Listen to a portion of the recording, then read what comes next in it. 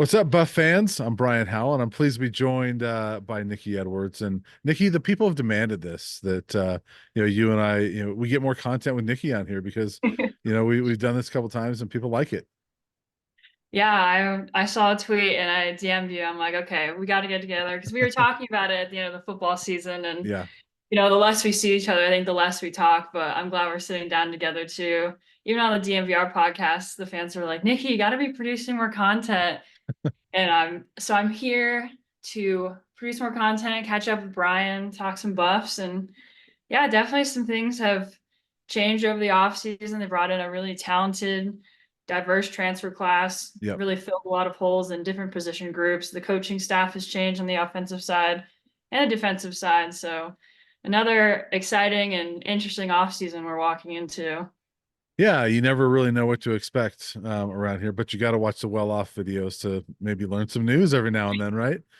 I know there's always a surprise on Twitter. I see like the fans tweeting clips. I'm like, oh, that's an important piece of information. Right. Yeah, because it's amazing how often the fans get to those videos before I do, and so they'll learn about it before I do, and which is fine. It happens a lot when at least for me, four kids, and there's a lot of things going on, and I might be covering a women's basketball, or I might be at a youth baseball game or a choir concert, and find out later there's a new defensive coach. So but yeah, you never know what's going to happen. And I know it's see you off guard every now and then.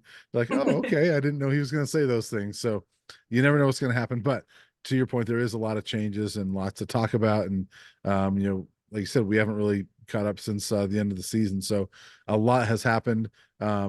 So first off, just what are your impressions, just in general? We can get into some names, but like in general, the impressions of what they've done with the roster makeover at this point. A bunch of new transfers, only 6 high school players coming in, but they're really highly rated high school players.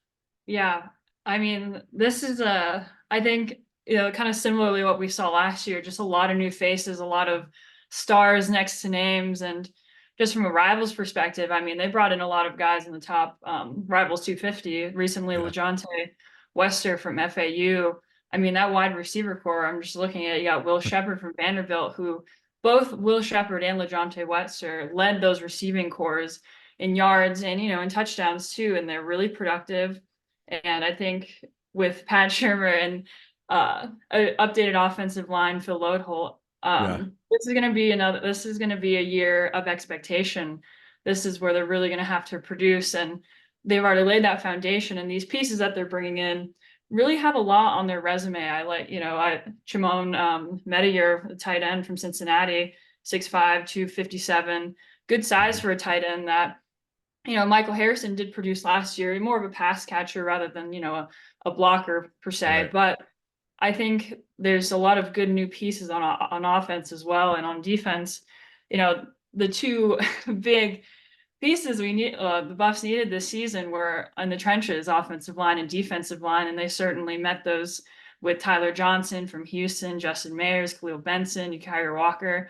There's some new names that we're going to learn and get to know. And of course, Jordan Seaton, that was a that there's so many names to talk about here, but Jordan Seaton was certainly the prominent one where there was some like back and forth there, but ultimately he was just going to commit to the Buffs, and it was just an entertaining commitment cycle that we saw with Yeah, him. And man, they needed a guy like Jordan Seaton for sure. And they needed a definitive 5-star to really bring eyes to the program, I guess, and just really, make that statement of we are bringing in 5 stars, and people like Jordan Seaton can come and play to the program. It's all part of that building process. I like Brandon Davis Swain, very productive at his high school. yep. He's someone that, was kind of under the radar, but he's a 4-star. He was a very big commitment last year, and it was like a kind of a jump start in what the Buffs were going to get as the year moved forward. I like Anquin Barnes, Chidozie Nwankwo. He's going to be a really productive piece, I think, for the DL and Yeah. Terrain Carter. Like overall, I look at this class and, it's a bunch of new faces again, and that chemistry is going to have to be established. But with what we've learned from last year, the holes there, they understand what went awry, and of course, the offensive line is the most prominent piece that needs fixing, and I think they established that well within the transfer portal and bringing in some really, starting tackles, starting guards, and a more sturdy front in order to not get Yeah. Shador sacked the most in college football. Yeah, that's important to not do that. And Yeah. we've seen in some of the videos. Again, we have not talked to Coach Sanders since post game at Utah, but he's done appearances with he's done some interviews with other people.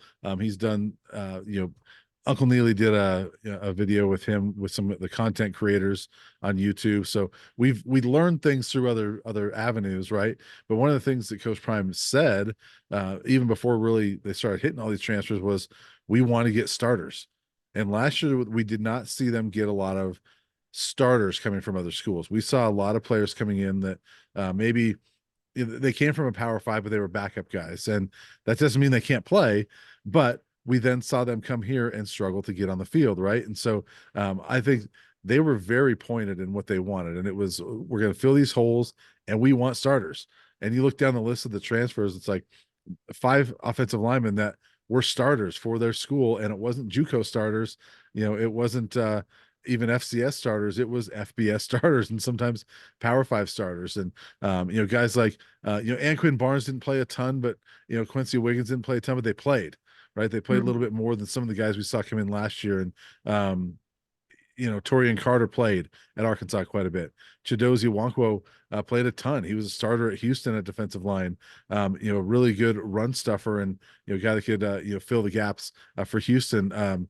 Nikhil Webb Walker from Mexico State played, and Jalen Wester from Florida Atlantic, LaJonte's brother, was a starter at Florida Atlantic. So they brought in starters. They're guys that have experience, and I love what they've done in that regard because you've got more experience coming in here, and I think that's necessary. Yeah, certainly. Like Power Five starters is certainly the statement that they needed to bring. I mean, we saw, guys getting rotated in last year, Yeah, stability within position, especially linebacker Trevor Woods, making his move there. And I think linebacker was certainly a piece that they needed to fill. And Jalen Wester is such I think a valuable, I think, bright point. He's a experienced starter at FAU, a lot of production there. And I think he's going to be, an important piece alongside Levante Bentley. We'll see how Demoy Kennedy does and how these guys from last year are elevated into, more senior roles, and just how this like defense looks, especially with a new defensive coordinator. That's such a, topic right now, and who they're going to choose. I think in the recent interview with RG3, they're down to 3 candidates. yeah, Don't know specifically who, but they're narrowing down that search, and it'll be interesting and what this defensive identity is going to look like. I mean, of course, stopping the run is going to be another big poignant factor going into the season, because they definitely did struggle up front yeah, with the switching and the rotations of guys. But I think whoever they pick for the defensive coordinator, it's really going to have to make a statement. They're entering a new landscape in the Big 12. I mean, there's so much nuance to what's going to happen next mhm, season, and Pat Shermer and what he's going to do. I mean, when he started, that Oregon State game, it was, a little bit different pace, but I think mhm. what we're looking for is stopping the run and more committal to the run Yeah. on both sides of the ball. And Dion said that too. He said the two things we need to run the ball and we need to stop the run. And those are two big things that they're looking at. And it's interesting, Pat Shermer, you brought his name up because he's been a very polarizing hire among CU fans, mainly because a lot of the CU fans are also Broncos fans, and so they remember Pat Shermer's 2 years as the Broncos offensive coordinator, where the Broncos weren't very good offensively, but I look at Pat Shermer. I don't know about you. I'm going to ask you about this in a second, but I look at Pat Shermer and I say, I want to see it right out first, and I want to see what it looks like. I'm not going to judge him based on what he did with the Broncos.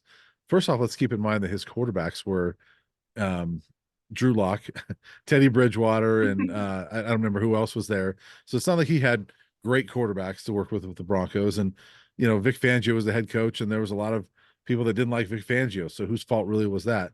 The Mhm. last time Pat Shermer was an OC before the Broncos, he was with the Vikings, and he was the NFL Assistant Coach of the Year.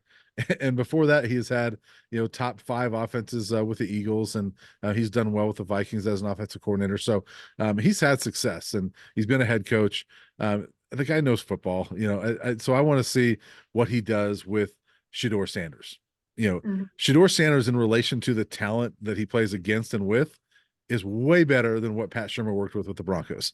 So let's start off right there. The receivers are way better. I think that the running back core, especially if you get Alton McCaskill healthy, is way better. Dylan Edwards, I was up at the facility yesterday. He walked by me. I was like, oh, Dylan Edwards looks bigger, and so I'm excited for those guys. And with the new offensive line, I just think I want to see what Pat Shurmur does, but I think that this is going to be he's going to have more success as the Colorado OC than he did as the Broncos OC, in my opinion. What do you think?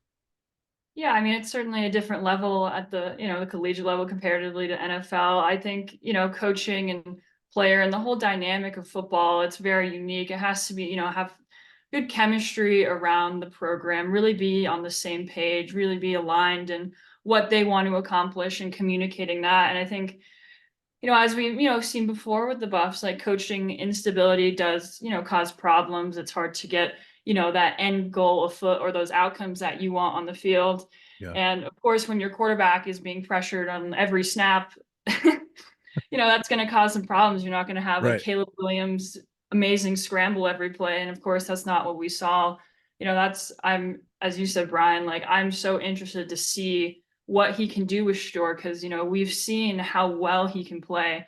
He's an elite quarterback. He can place the ball wherever on the field. He just Mhm. needs that level of protection. So it's kind of just putting an emphasis on that protection, manipulating that front in order to protect Shador and utilize the amount of weapons that they have, as you mentioned, like that. I think last year when we were talking about it, just the versatility and just variety they had in the running back core, but Yeah. we really never saw that get off the ground very much. I mean, it was good that they had that passing attack because that's what they're really good at. But as the season went on, it was more one dimensional, and Pat Shurmur picked up an offense that, was just struggling to protect Shador, find different reads, look for, Mhm. different options to move the ball down the field. And every one run play they did, I mean, sometimes it did get 5 yards or more, but mostly getting like stuff. So just kind of seeing some versatility in play calling, really elevating these guys that they have. They're really talented and, utilizing them to their strengths. Of course, they have Travis Hunter. They have so much opportunity to really be, one of the best offenses in the Big 12 next year. It's just a matter of the stability and protection up front and how Pat Shurmur wants to structure Yeah. this offense because it can be very productive. And it's just, I think it's a matter of communicating those wants and needs and, executing the play calling efficiently on the field. So yeah, of course, there's some history there with Broncos fans and seeing that. But I think with the assets that Pat Shurmur has and that this team has, it's going to be a really exciting offense. Maybe that TCU offense we saw that first game and just, a better level of production overall. Yeah, and I even put out this stat, but we know that they didn't score as well with those 4 games that Pat Shurmur was calling plays as the 8 when Sean Lewis was calling plays. But I also look at it, you have to look at those 4 games and say, well, game 1 that's the first week with Pat Shurmur, and they're facing Oregon State, who's traditionally a pretty good defense, and they struggle a little bit. Game 2, they played Arizona, who was actually really good on defense this year, and they put up over 30 points and they looked really good offensively. And then early in the next game, Shador gets hurt. So Yeah. now he doesn't have Shador the rest of the time. And I actually thought he did a really good job with Ryan Staub in the Utah game. And I think a lot of people, maybe went into that with no Shador against Utah and thought they're going to get killed in this game. And Ryan Staub looked pretty good in that game. I thought Shurmur came up with a really good game plan to give them a shot to win that game. And you could argue they should have won that game because they had a couple of Travis Hunter touchdowns taken away that should have counted, and and a Dylan Edwards return that probably could have counted. So I look at that. That's a very small sample size, and his game 2 with Shador was pretty good, but he didn't really Yeah. get games 3 and 4. And so to me, game 3 really is going to be North Dakota State, late August, so early September, whenever it is. But I'm looking forward to see what he does. But defensive coordinator, that's a big one. We don't know who it is, but I was surprised. I don't know about you, but I was surprised that they actually need a defensive coordinator because I thought Charles Kelly was going to be back, and I was surprised to see him, move on. I thought that would have been a big deal for him to come back because I thought they had some good pieces, and I like him. I thought he did a good job with some of the pieces they had. Yeah, I think a second year is really important in establishing yourself. I mean, of course, like the Buffs defense struggled a lot. They gave up Yeah, a lot of yards last season. I mean, they were one of the worst teams in FBS in terms of yards per game. But Charles Kelly had, he had a really talented secondary. I think it was just that front that really, I mean, you look at the Utah game, that's another yeah. reason that they lost because Mhm, they couldn't stop the run. mhm. And that was definitely a problem factor throughout the season. Charles Kelly, definitely could have stayed and really figured out what to do with these new pieces and with the talent they're bringing in. Like, there's more opportunity to solve those problems, but they're better fit at Auburn contractually, financially, perhaps. But he's his It's his alma alma mater mater. there. Yeah, Yeah, there's some familial ties there. So I think there's always a lot of, I mean, a lot of coaching moves, of course, throughout the season. Maybe Colorado was just, it was a hard season. So I think I don't know what those reasons were, but yeah. when I saw the news that Charles Kelly left, I was like, it makes sense because with the move to Auburn, but it could have been good to see him another year and really, make the defense that he envisioned for himself at Colorado. So Yeah. now maybe we'll see a NFL defensive coordinator, former NFL defensive coordinator, come and step into the role, and we'll definitely get to know a new name and what he brings to the table, whoever that may be. Yeah, and I'm interested to see what it looks like because I've heard different things. I know there's been a couple NFL names I've heard, like Mike Zimmer was one that is a longtime friend and coach of Deion Sanders. But I'm not sure that's going to be the guy. But I've heard that they initially were looking NFL, but the maybe kind of shifted a little bit from that and looked at somebody with college experience. You know, Jim Leonard's name has been thrown out there. Former Wisconsin defense coordinator. So we'll see with that former Broncos player actually. So Mm. we'll see with that. But maybe we'll do another video when we find out who the defensive coordinator is and talk about that. But one last thing before we get out of here, the other hot topic, Nikki, is fashion, and so I'll ask you. Yeah, our sweatshirts, right? Yeah, That's you what came that. you came to the right place for. Yeah, that's what people are talking about with fashion is our sweatshirts. But um, it's been very polarizing this week about Shador and Shiloh were not at the initial team meeting, but were allowed to be in Paris and walk, a show for this Paris week for Louis Vuitton, modeling some clothes. And lots of people have said this is wrong. They're soft for letting this happen. They shouldn't allow two of their best players and they give preferential treatment, all that stuff. What are your thoughts? All those, like, all those comments, I think leaning more like, I think conflictual. It's like if Pharrell asked you to go walk in the Louis Vuitton fashion show in Paris, of course you would do that. I watched the video and like they were talking to Pharrell and they just want to be more multidimensional. And I think it's great that they're, following some of their other passions. Like what a incredible opportunity that is to be a part of such a prominent fashion show, an artist like that inherited Louis Vuitton, and this is like his whole line, and integrating Shador and Shiloh in that. I mean, that's just helping their, NIL, but it's also like, fulfilling a part of themselves that, you know, you don't get that opportunity Yeah. quite often. You definitely don't. And I think it was great. I think it was like really unique and cool. And, it definitely was like on brand for them. And yeah, missing the first team meeting. I mean, come on, like it's Shador and Shiloh. Like missing one team meeting isn't gonna affect like the outcome come like the football season. I think all Right. those comments are pretty, drastic and just like funny, but I think it was like that experience was really cool to see, and like a, creative expression, always welcome. I mean, Shador does music and he plays the guitar. I mean, Mhm. like if that was me and I had the opportunity to miss the team meeting and go walk in the Louis Vuitton show, I would do it. Like, Yeah. who would turn down that opportunity? And I just think it's really cool. Like, it's like, yeah, like they're already, Deion Sanders' son, and they have all this swagger and stuff. And just seeing that, I was like, yeah, that's sick. That's really cool. Yeah, and I think a lot of those comments about, oh, this is impact. I mean, they're leaders. They shouldn't be doing this. This is impact things in the fall.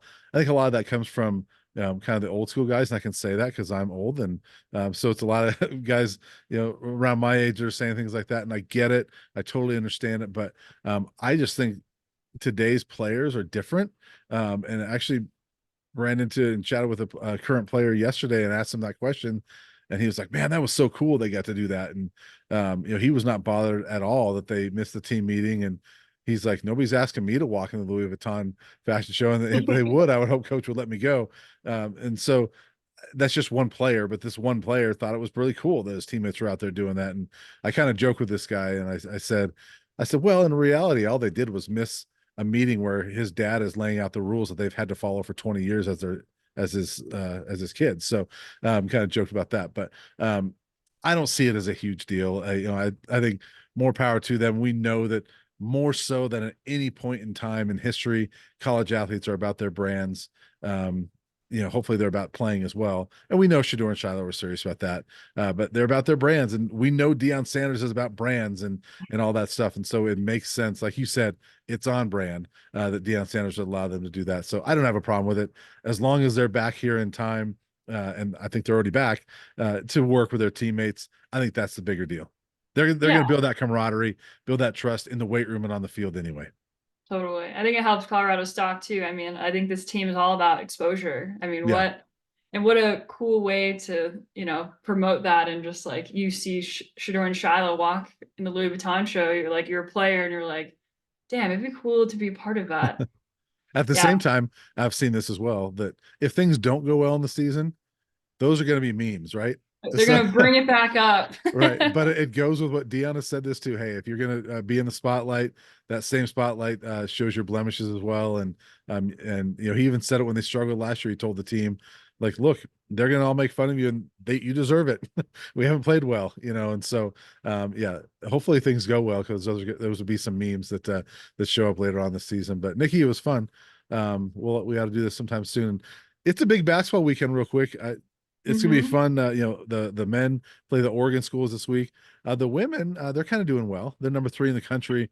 Kind Uh, of. have number 5 UCLA on Friday, number 6 USC on Saturday. So it's a big weekend. 4 straight days of Colorado basketball at the event center, and so we're talking about football, but it's a great weekend for basketball as well.